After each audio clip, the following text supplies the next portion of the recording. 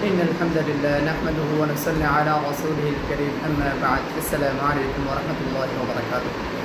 সম্মানিত প্রিয় দর্শক শ্রোতা আন্তরিক প্রীতি ও শুভেচ্ছা আজকে ছোট্ট একটি বিষয় নিয়ে আলোচনা করব রাসূল সাল্লাল্লাহু আলাইহি ওয়াসাল্লাম কি বলেছেন রাস্তার উপর বসা সম্পর্কে রাস্তার উপর বসতে কেন নিষেধ করেছেন عن أبي سعيد الخدري رضي الله تعالى عنه عن النبي صلى الله عليه وسلم قال إياكم والجلوس بالطرقات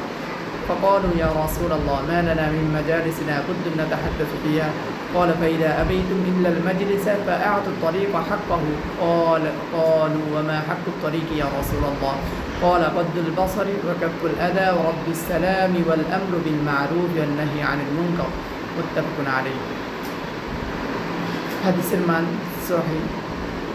حديث البخاري ومسلم বর্ণিত হযরত আবু সাঈদ আল-খুদরি রাদিয়াল্লাহু তাআলা আনহু হতে বর্ণিত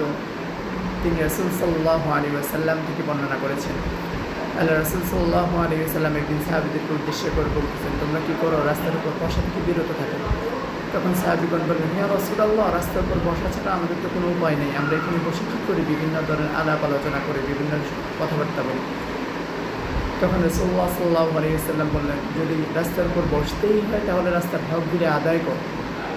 তখন সাহাবীগণ জিজ্ঞেস করে ইয়া রাসূলুল্লাহ রাস্তার হক কি আল্লাহ রাসূল সাল্লাল্লাহু আলাইহি ওয়াসাল্লাম বললেন গদ্দুল বসর চক্ষু অবনমিত রাখা চক্ষুকে হেফাজত করা ওয়ারাদ্দুস সালাম সালামের জবাব দেওয়া ওয়াকাফুল আদা কষ্টদায়ক বস্তুকে কী করা সরিয়ে দেওয়া ওয়াল আমরু বিল মা'রুফ সৎ কাজের আদেশ দেওয়া ওয়ান নাহয়ু আনিল মুনকার অসৎ কাজ থেকে বিরত থাকা